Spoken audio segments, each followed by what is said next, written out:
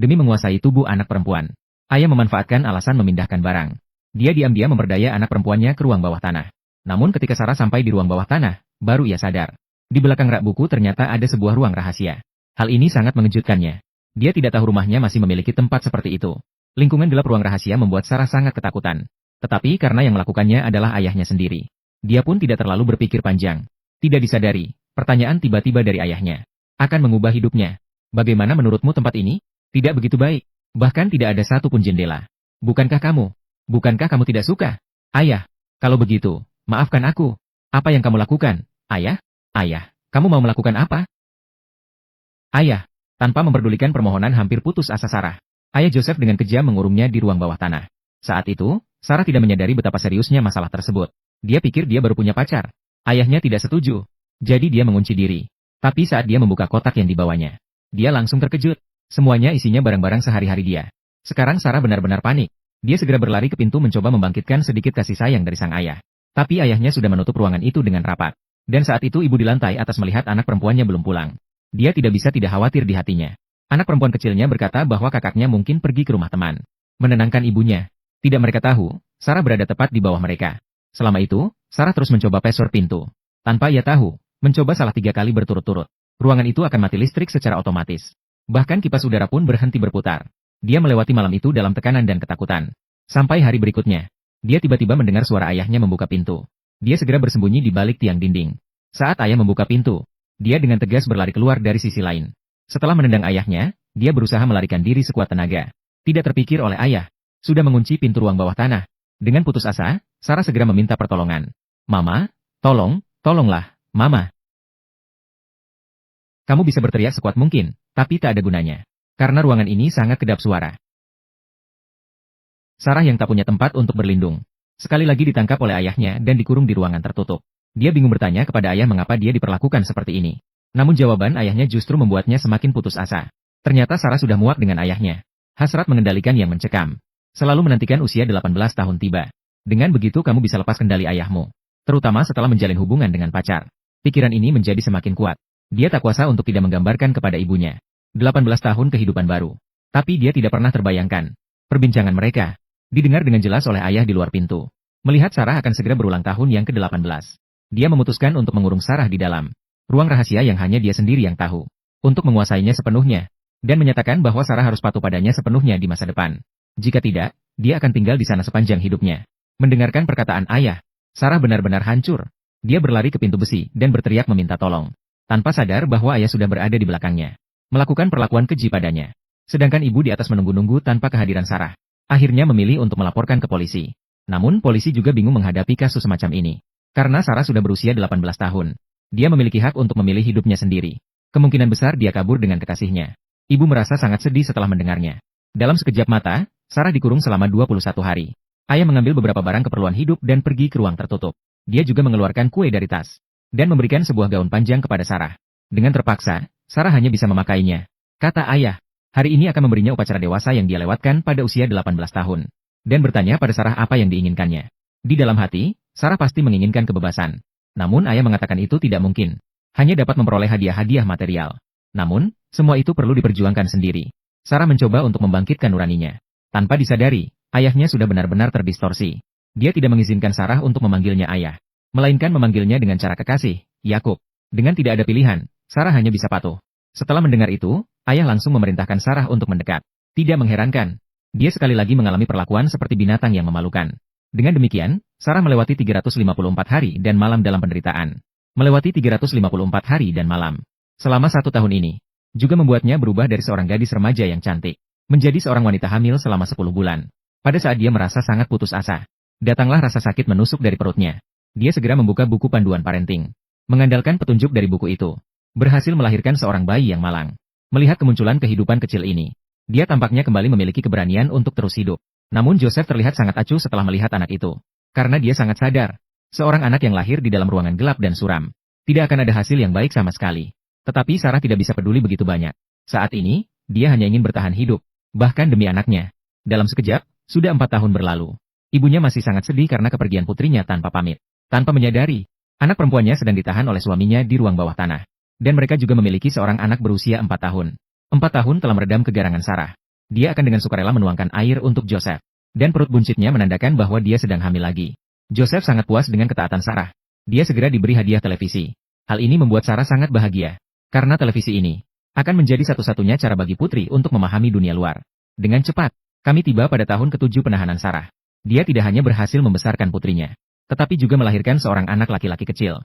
Tetapi seiring berjalannya waktu, kerinduan ibunya pada Sarah semakin menjadi-jadi. Dia tidak mengerti mengapa suaminya menolak untuk mencari putrinya.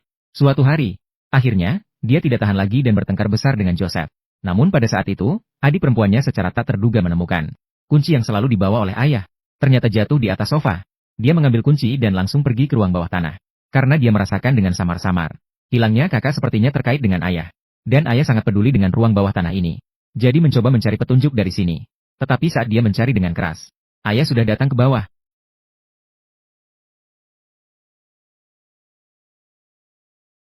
Kunci. Adik perempuan memandang ayah dengan marah. Bertanya apakah ayah menyembunyikan kakaknya. Joseph mendengarkan keraguan putrinya dan sangat marah. Karena dia tidak memperbolehkan di keluarga ini siapapun menantang otoritasnya sebagai kepala keluarga. Tetapi saat mereka bertengkar dengan keras, di dalam ruang tertutup, Sarah melahirkan seorang anak laki-laki lagi. Sarah melihat anak ketiganya. Dia sama sekali tidak merasa bahagia. Dia tahu di ruang tertutup yang sempit, saya benar-benar tidak bisa menghidupi banyak anak ini lagi. Sarah dengan terpaksa mengumpulkan keberanian untuk berbicara dengan ayahnya. Melihat apakah bisa menyerahkan bayi yang baru lahir ini kepada ibu untuk dirawat, jika saya fokus sepenuhnya pada anak-anak. Saya tak akan punya waktu untuk merawatmu lagi.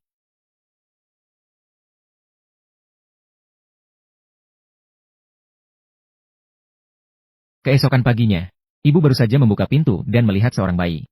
Dia segera mendekat untuk melihat. Namun dia menemukan secari kertas pada bayi itu. Ternyata kertas itu ditinggalkan oleh Sarah. Di atasnya tertulis bahwa bayi ini bernama Thomas. Karena tidak punya waktu untuk merawatnya. Harap ibu bisa merawatnya. Mengetahui bahwa putrinya dalam keadaan selamat, ibu dengan gembira membawa bayi kembali ke dalam ruangan. Dalam waktu singkat, sudah memasuki tahun ke-14 Sarah di penjara. Anak perempuan tertua, Mary juga, telah tumbuh menjadi seorang gadis cantik. Joseph yang aneh memperhatikan Mary yang semakin cantik. Tidak bisa menahan untuk memuji. Mary mendengar pujian sambil merasa bangga. Tetapi ini membuat Sarah merasa ngeri di sampingnya. Pada saat itu, dia hampir bisa memastikan binatang ini akan mengulurkan cakarnya ke putrinya. Maka dia segera menarik anak perempuannya pergi. Kemudian dia pergi ke depan Joseph. Tolong, jauhkan diri dari dia. Jangan mengganggunya. Waktunya sudah mencapai tahun ke-17. Hari itu di luar turun hujan deras. Dengan cepat air hujan menggenangi jalan. Mary membaca di ruang rahasia. Tiba-tiba dia melihat ada air menetes dari langit-langit. Seketika dia bertanya kepada ibunya apa itu. Sarah dengan senang hati memberitahunya bahwa itu adalah air hujan. Kemudian dia meminta dua anaknya untuk membantu membawa lemari. Setelah yakin itu adalah air hujan, sepertinya melihat sedikit harapan. Segera meminta anak laki-lakinya untuk mengambil sebuah sendok. Dia mulai menggali atap yang sudah terendam air sedikit demi sedikit. Saat ini, Sarah tidak berani berhenti sejenak. Hingga larut malam, kedua anak sudah tertidur. Dia masih berusaha menggali dengan keras. Kerja keras tidak akan mengkhianati. Akhirnya dia menggali lubang kecil. Dia segera mengeluarkan senter untuk meminta pertolongan. Cahaya lampu yang berkedip berhasil menarik perhatian pria yang sedang jalan-jalan dengan anjingnya. Pria tersebut juga menyadari kejanggalan. Langsung mendekat untuk menanyakan situasi. Tak disangka, yang membuka pintu adalah Joseph. Ketika mendengar pria yang sedang jalan-jalan dengan anjingnya menyebut ada cahaya di taman, dia segera menyadari ada yang salah. Setelah dengan sembarangan mengusir pria yang sedang jalan-jalan dengan anjing. Dengan marah, dia berlari ke ruang bawah tanah. Begitu bertemu Sarah, tanpa bicara apapun langsung memukulinya ke perut Sarah yang sedang hamil. Pukulan berulang kali. Baru setelah melepaskan semua kemarahannya, dengan kesal pergi. Sementara Sarah menderita luka parah. Bayi dalam kandungan juga tidak bisa diselamatkan. Tanpa disadari, mimpi buruk yang lebih mengerikan juga akan segera datang. Tak lama kemudian, Joseph dipecat dari perusahaan. Tidak ada sumber ekonomi, membuat tekanannya bertambah. Dia juga tidak punya cukup uang untuk menghidupi dua keluarga, yang satu di atas dan yang satu di bawah tanah. Untuk meredakan tekanan ini, dia memanfaatkan malam yang sunyi. Dia mendorong salah satu ujung selang ke ventilasi di bawah tanah. Kemudian, dia menyelipkan ujung lainnya ke knalpot mobil. Dia berencana menggunakan cara ini untuk menyelesaikan Sarah dan dua anaknya. Pada saat yang sangat mendesak ini, anak kecil Sarah tiba-tiba masuk ke garasi. Tanyakan kepada Yusuf apa yang dia lakukan. Joseph segera berpura-pura memperbaiki mobil untuk mengelabui. Namun rencananya terpaksa terhenti. Kemudian dia segera memeriksa keadaan di ruangan rahasia. Namun begitu masuk, dia langsung menemukan Mary yang sedang menderita asma sedang terguling-guling di lantai tanah. Sarah segera meminta ayahnya untuk membawanya ke rumah sakit. Kalau tidak, benar-benar akan berbahaya. Namun ayah yang kejam tidak peduli. Dia takut Sarah akan melaporkannya dan menolak. Sarah yang cemas segera mengatakan, selama membawa putrinya ke dokter, dia tidak akan berkata sepatah kata pun. Ayah, Aku hanya berharap dia bisa sehat dan menemaniku. Aku mohon padamu. Tolong ayah. Baiklah, baiklah. Mungkin sedikit demi sedikit dia tersadar oleh Sarah. Dia setuju untuk membawa Mary ke rumah sakit. Tapi untuk berjaga-jaga, dia tetap meninggalkan anak lelakinya di ruang tertutup. Mereka segera tiba di rumah sakit. Dengan terus-menerus diobati oleh dokter. Akhirnya Mary terbebas dari bahaya jiwa. Barulah saat itu Sarah lega. Dia tiba-tiba menyadari bahwa ayahnya sedang mengurus proses pulang. Tidak bersama dengannya. Pikiran permohonan bantuan dalam hatinya semakin kuat. 20 tahun penjara membuatnya menjadi sangat berhati-hati. Setelah pertempuran pikiran yang sengit, akhirnya dia melangkah maju. Langkahnya perlahan-lahan menjadi semakin mantap. Sarah. Aku butuh bantuan.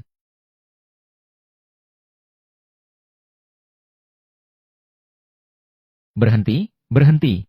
Joseph menyadari sesuatu tidak beres. Dia bergegas untuk pergi. Tetapi saat itu polisi juga melihat ekspresi anehnya. Langsung mengejarnya dan menghadangnya. Sarah yang dipenjara selama 24 tahun akhirnya mendapatkan kebebasan. Dan ayah biadab itu segera ditangkap oleh polisi. Putra sulung dalam kamar tertutup juga berhasil diselamatkan. Sampai di sini film berakhir. Film ini diadaptasi dari peristiwa nyata. Elizabeth Fritz, gadis Austria. Mulai dari usia 18 tahun. Dipenjara oleh ayah kandungnya sendiri di ruang bawah tanah selama 24 tahun. Selama itu melahirkan 7 anak. Tidak seperti yang ditampilkan dalam film, hanya 4 anak. Dunia nyata jauh lebih kejam daripada film. Dalam 24 tahun ini, Elizabeth Fritz. Trauma psikologis dan fisik yang diderita. Mungkin hanya bisa sembuh dengan sisa hidupnya. Yang lebih membuat marah adalah, wilayah tersebut tidak memiliki hukuman mati.